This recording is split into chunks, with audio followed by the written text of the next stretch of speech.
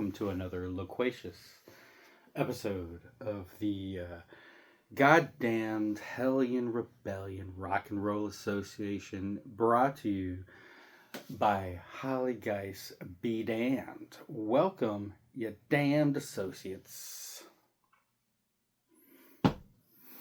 As you know, we've been talking about Boston, Massachusetts's Fanatic Records for the last few weeks. I gave them a break last week, talked about a damn band from Denver, Colorado called Speed Wolf. I'm going to go ahead and give them another goddamn break and talk about another band tonight. However, we are going to get back to the Fanatic Records next damn week. The band I want to talk about tonight needs no introduction. One of the godfathers of UK punk rock, a band known as The Damned. They are one of the grandfathers of punk rock, especially pertaining to the land of the UK. They come from the damn land of London, the home of beans and toast, and that damned old fish and chips with that goddamned apple cider vinegar. It's the only way to have it.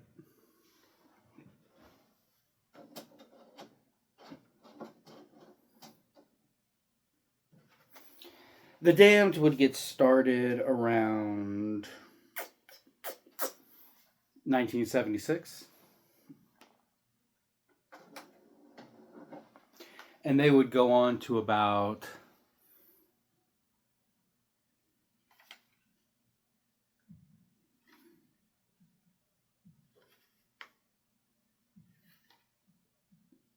today. They're still around today.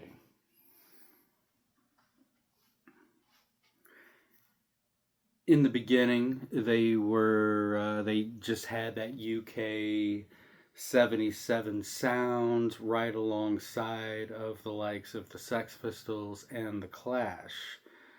What the Damned are to rock and roll and to punk rock is the exact same thing that Sabbath, Priest, and Maiden had to heavy metal. Their influence is that damn big.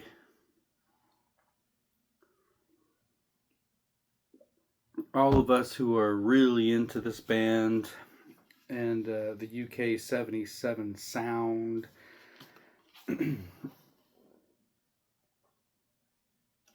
we all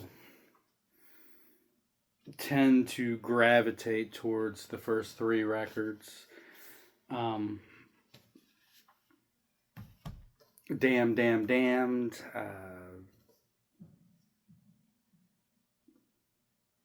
The second one, and then Machine Gun Etiquette are always the records we go to. And if you're new to this band, those would be the records I would recommend. However, I don't think this band has ever put out a bad record. I really don't. Is it Strawberries? Is that the other? Maybe I'm thinking of just the first two records.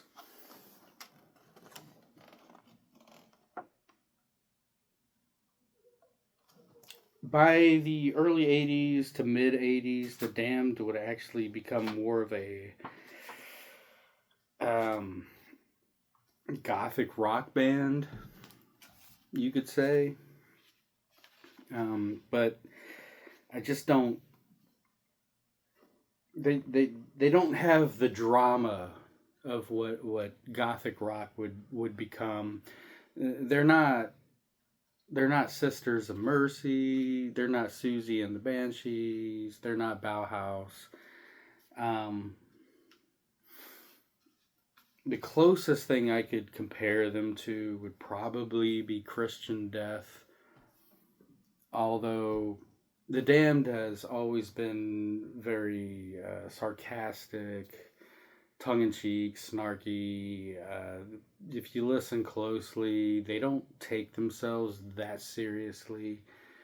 You can hear the jokes, whereas a lot of the gothic rock bands of the late 70s and early 80s, they were very dramatic. By 1988, 1989, the Damned would go ahead and call it a day, and we thought they were done. But no, the goddamn 90s showed up. And there was a lot of noise in the 90s. And the Damned decided to put out a record in 94, 95, which for the life of me, I cannot remember the name of that record.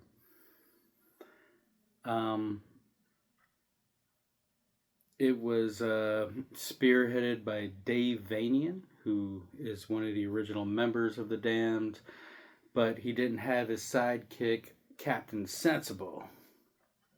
So it was basically Dave Vanian's band at this time. I almost want to say they were called the Doomed when this came out, but I know the record actually has the logo, the Damned, on it. But again, I cannot remember what that's called. Again, they get drowned out by the noise of the 90s. There's a whole new crop of punk rockers showing up. They're doing the NoFXs, the Bad Religions, the Pennywises, the Rancids. And they just kind of get overshadowed in the 90s. The grunge stuff, the alternative stuff, the new metal stuff. And they would do some extensive touring at this time, but again, they went away, and we thought, oh, okay, well, now the Damned are done. But no, that's not how the story ends. By the early 2000s, the goddamn Damned would come back out, and they would put out a trifecta of records. One of them being this one, Grave Disorder. And it was very exciting in the early 2000s when the Damned shows back up, because Captain Sensible and Dave Vanian would get back together, put the band back together. And it really was on par with Johnny Rotten getting back with the Sex Pistols and doing the Filthy Lucre tour.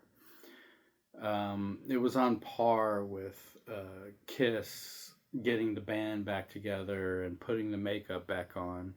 Having these two individuals back in the Damned was exciting, and it was hyped up, and I knew I was excited about it because, again, I grew up just absolutely loving Machine Gun Etiquette and Phantasmagoria and Damn Damn Damned. So I had to hear the guys getting back together and doing this band again.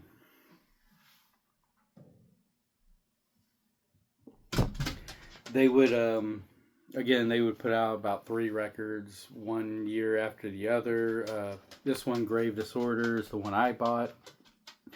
Came out in 2001. It's kind of unique because it's on Nitro Records. Nitro is, of course, the label that was founded by Dexter Holland from The Offspring.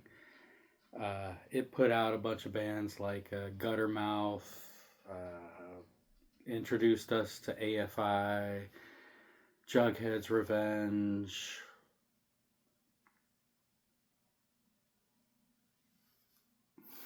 Offspring was on it, of course. Nitro, again, one of those bands who, or one of those record labels who were falling in line with Fat Records, Epitaph Records, Fearless Records, that sort of thing. And it was kind of just weird to see the Damned on this label. I mean, these guys are pillars of punk rock. These guys are old school punk rock. The other reason why I bought this is because of this woman right here. This is Patricia Morrison. She was in another legendary punk rock band called the Bags. So, with Captain Sensible, Dave Vanian, and Patricia Morrison doing the Damned, I was on board and I bought this record. So this is kind of a deeper cut when it comes to records. This is not one that gets a lot of love. However, I kind of like this. I don't think the goddamn Damned ever put out a goddamn bad record. But I will reiterate, it's the first two. I'm with the majority. It's the first three records that are really the must-haves with this band. However, I think Grave Disorder gets overlooked sometimes. Some of the lyrics are really goofy, but the Damned has always been kind of goofy.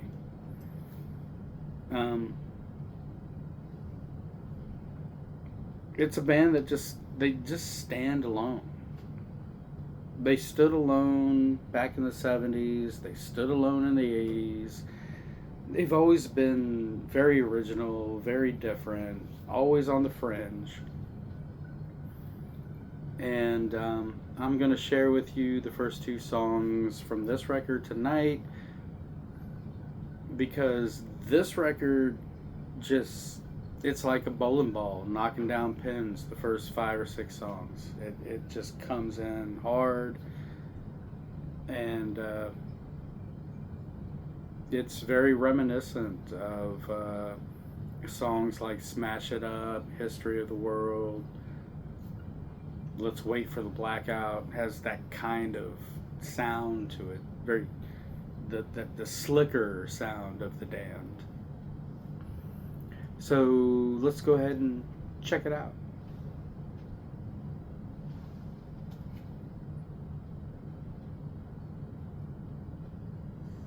I'm a second, remembers.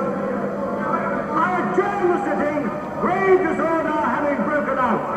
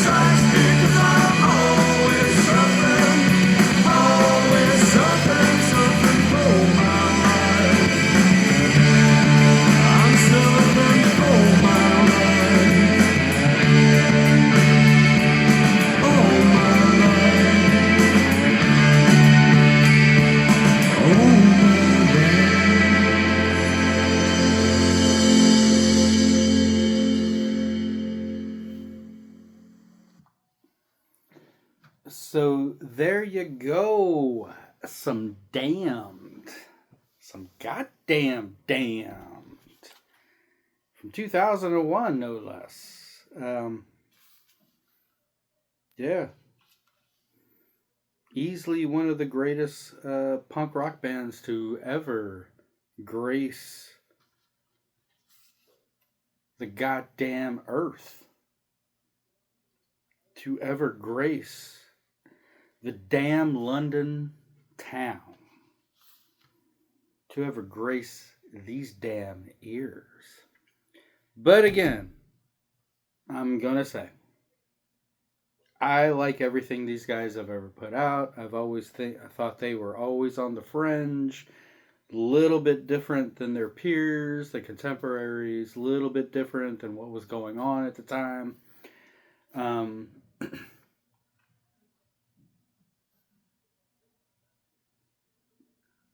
but if I were to recommend a record, it's going to be Machine Gun Etiquette, or it's going to be Damn Damn Damned. Thank you for watching, and I will see you next damn time.